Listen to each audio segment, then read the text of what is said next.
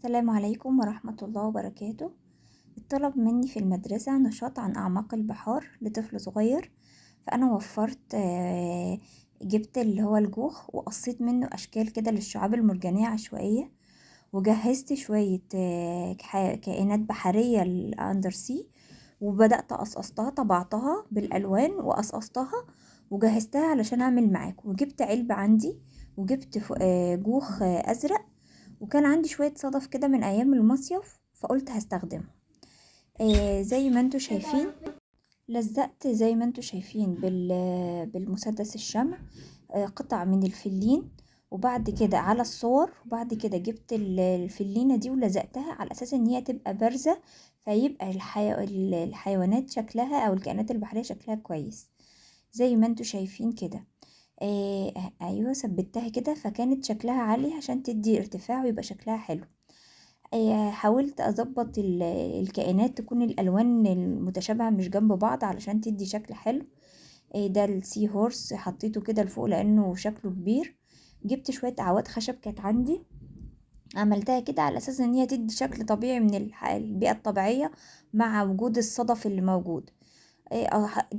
كونت كل على قد ما قدرت من الكائنات البحرية وجهزتها. وكان عندي كيس كده فيه برادة خشب، حطيت جلات اللي هو الجلو، ورشيت عليها برادة الخشب، ثبتت بالشكل ده. والصدف اللي عندي من قبل كده من ايام المصيف لزقته بمسدس الشمع ثبت عادي. وطبعا العلبة دي حطيت عليها الجوخ بالمسدس الشمع ثبت، يعني ما لزق عليها عادي. وحاولت على قد ما اقدر ان انا احط الكائنات، يعني اوزعها بطريقة يعني على الجناب وكده علشان تدي شكل كويس. وبالنسبة للي هو شكل القنديل البحر ده الجيلي فيش ده، حطيته كده ان هو يبقى ايه تحت على اساس يبقى يكون في حاجة في الارض. انا بوريك اهو شكل الفلين وهو مثبت على الجوخ علشان يدي فاليوم ارتفاع كده زي ما انتوا شايفين. وعملت اللي هي الشعاب المرجانية دي بأشكال مختلفة ولزقتها على أساس إن هي ايه تدي شكل طبيعي. أتمنى يكون الفكرة البسيطة النهاردة عجبتكم وأخدتوا منها أفكار تقدروا تنفذوها. انتوا عارفين احنا بيطلب مننا أنشطة كتيرة في المدرسة، وانا حاولت اجمع كل الحاجات اللي الاطفال بتحبها زي الاخطبوط والسلحفة والقرش وسمكة نيمو. حاولت ان هو يكون مبهج ولذيذ للاطفال.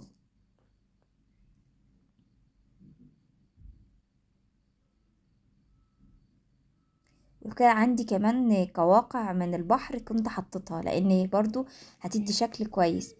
دول 3 سمكات صغنطتين حطيتهم كده مع بعض عملتهم مجموعة. اتمنى تكونوا استفدتوا من الفكرة بتاعتي النهاردة، لو عندي اي حاجة جديدة هبقى اضيفها لكم ان شاء الله. السلام عليكم ورحمة الله وبركاته.